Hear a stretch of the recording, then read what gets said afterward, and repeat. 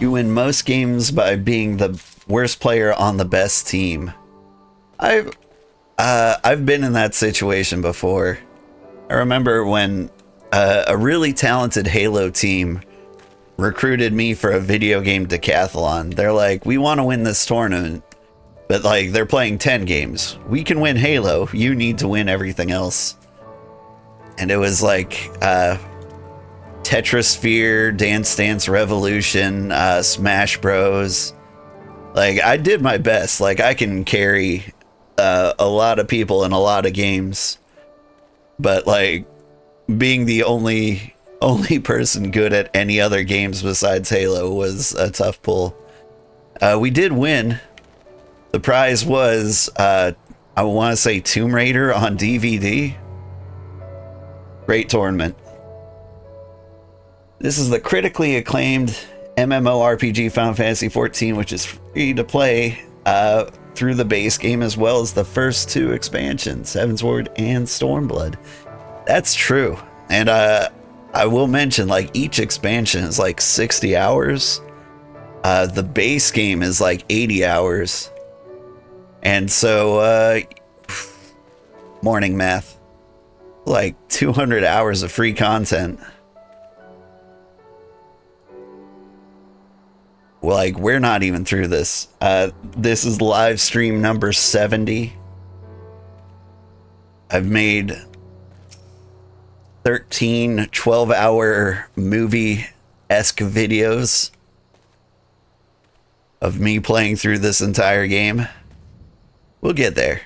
We're close to the halfway point, I think. This is a very ambitious project of mine. Well, you heard the Flame General. Looks like we've got meetings to attend. Ugh.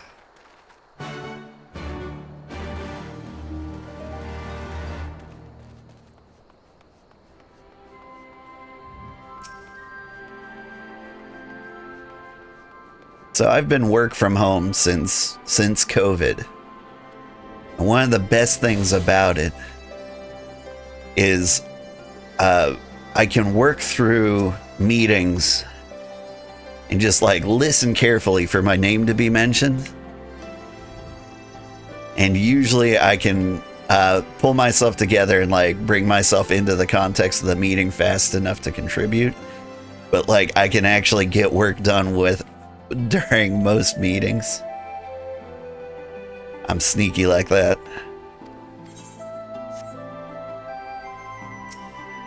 Where do you go? All the way to Rogger's Reach. Nice.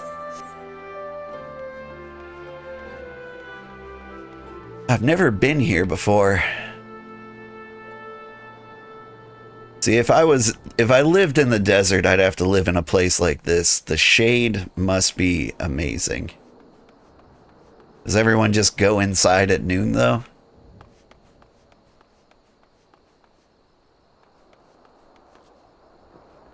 Yeah, you've freelanced all your life and you know what they want from you, right?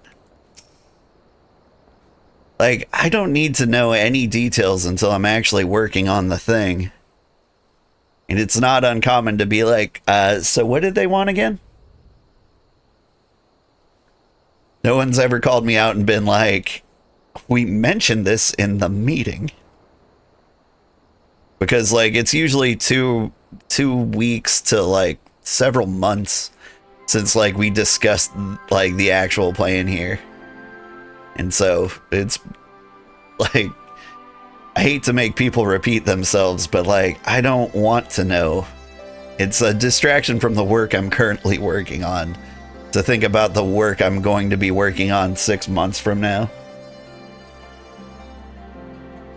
In meetings, you try not to upset them. I don't deliberately upset them, but if they ever found out that I haven't paid attention to a meeting in 4 years, they might be upset.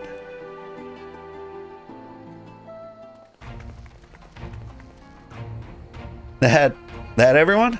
Then let us begin.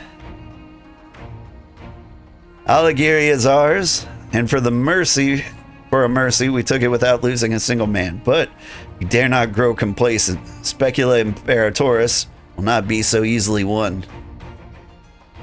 If I may, General, should we not pause to consider the Imperial's motivations? For Xenos to surrender a fortified settlement of strategic importance without so much as firing a shot is inexplicable. We searched the village and found no traps, or other signs of sabotage. Suspicious though it may be, I will not refuse this gift from our enemy. Path to Alamigo is through the east, through Specula Imperatoris, and Castrum Abania. It bears repeating, however, the latter is home to a massive cannon with unparalleled range and destructive power, which means that we will need to strike Specula Imperatoris quickly, both to limit their ability to locate our forces in the field and to utilize the installation as a shield against attack, as they would doubtless not risk damaging the towers. I see. We have no choice but to accept what we've been given. Aye, that's the way of it. No doubt Xenos has got something planned. We'll just have to deal with it when the time comes. To the assault then. The main host will commence a direct assault on Specula Imperatoris. During this time, I would hold the Scions in reserve at Alagiri to deal with any Imperial forces that may be dispatched in response. Understood. Wait a minute. We should be fighting with you in the Resistance.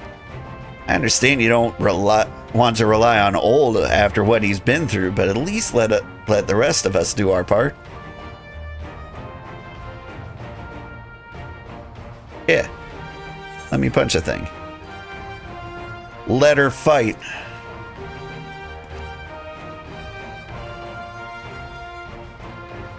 Thanks. I knew you would understand. Mayhap it would be best if I accompany you. Lyse can stay with Old. I'll go if you must. The two of us can take care of ourselves.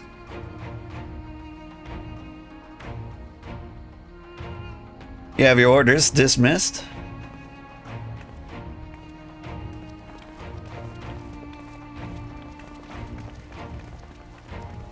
Sometimes in meetings you're like, hear me now and believe me later. Because you draw well and quickly, they treat you as a wizard.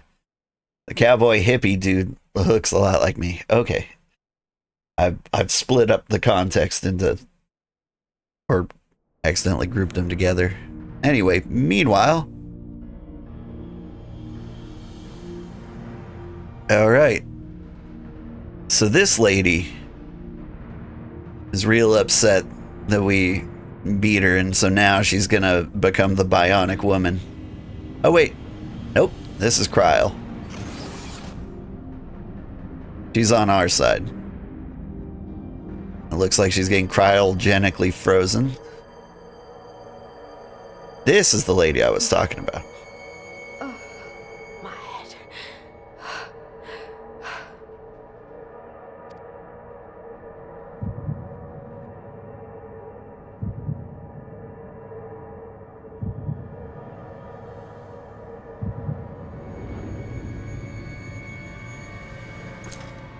Let us see. So, she lives. Impressive. Or merely lucky, though that too may prove a useful trait. My lord, what have you done to me?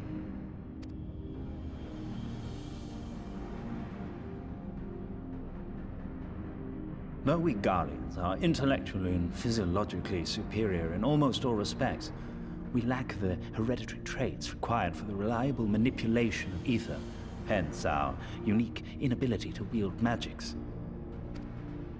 This deficiency, for want of a better word, saw us subjected to decades of oppression by the lesser races, and we were eventually driven to seek shelter in the cold northern reaches of Ilsabard. Fortunately, said region was replete with vast deposits of ceruleum, which proved instrumental in the development of Magitech, a revolutionary technology conceived to compensate for our disadvantage. It was with Magitech that we grew strong, that our nation became an empire. Yet, ultimately, this was an extrinsic solution to an intrinsic problem. What I wanted was not a crude device to be used in lieu of magic. Through modification of the Garlean genome, I argued that it might be possible to enhance a subject's ability to manipulate ether, effectively empowering them to wield magics. Alas, my theories were met with consternation in the Imperial Court. Only Lord Xenos, with commendable foresight and wisdom, deigned to support my research.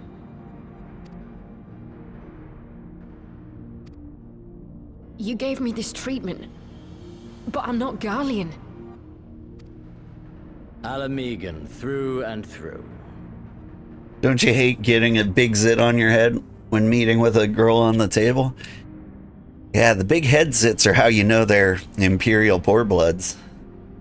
Purebloods? Did I say that weird? I think I did. But yeah. What you have been granted is far greater than mere magic. Before that lesser light, it is as a second sun. I am informed that Alagiri was recently occupied by the Resistance, and that an attack on Specular Imperatoris is considered imminent. This could provide an ideal opportunity to test her performance in the field. Your skulls, was it? They have joined the garrison at the Watchtower? Yes, my lord. By your leave, I would rendezvous with them and lead a counterattack against the insurgents. No. Even were you to leave now, you would not arrive in time. There is another duty I would entrust to you.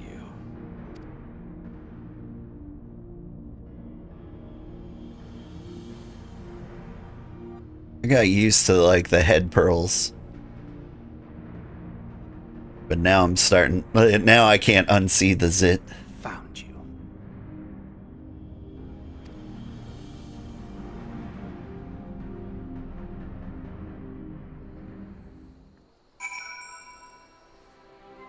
All right, let's see. So in meetings, you draw well and quickly and they treat you like a wizard. I'm a little impressed. When I draw quickly, it turns into a disaster. The best art I've been able to do is by going as slow as possible. Like if I spend hours and hours and hours and hours on a single piece, and by like a single piece, I mean like a sketch. Like then I can make something that might be like average. The cowboy hippie dude looks like you. Okay, so like this is what I would look like if I were handsome. Normally, I'd be trying to find a Lalafell around here. Where's Pippin? Took Pippin away. Normally, I'd be like one of the little short guys with a big bushy beard. But I wanted to be handsome for this playthrough. And these guys like to yak, yak, yak. The dialogue likely works better in Japanese. It does, but it works very good in English. Like, you have to understand, like, the story is probably one of the best parts of the game. Like, functionally, the game works well, too. But if you ignore the dialogue, you will have a terrible time in this game. It took me like 10 years before I enjoyed this game, and the trick was reading. So, like, this is a fairly old game. I played it on release day, bought the collector's edition, and I tried to play it like World of Warcraft because that was still the kind of time and region. World of Warcraft, you like talk to somebody and you don't need to hear what they're saying because they're like, give me 12 walrus fins, and then you go kill 12 walruses and bring it back. And the fun is mainly in the gameplay. In this game, they're like, go from point A to point B, talk to someone at point B, return to point A, talk to somebody at point A. And so, like, you almost have to treat this game like a book. Every now and then you have to, like, throw down, but, like, this is a story game through and through. Drawing is different from other jobs. Slow is meaningful. Still fast gets that money. That's what's got me to succeed as a programmer. Perfection is the enemy and good and all that, but like developers will fight and fight to like make the best thing they can possibly make. I'm okay with like filling a need quickly. That's actually been my reputation as a programmer. Like, get something done in a single day that like solves a problem that people actually have. And I like that. I like the rapid feedback of I made somebody's day better, even though like I gave them a pile of crap. So full of fire and eager, aren't they? Weren't they? Well, I wouldn't worry too much. They're strong and they have each other. At least he spared me the trouble of having to speak up. Wasn't about to let Lyse go alone.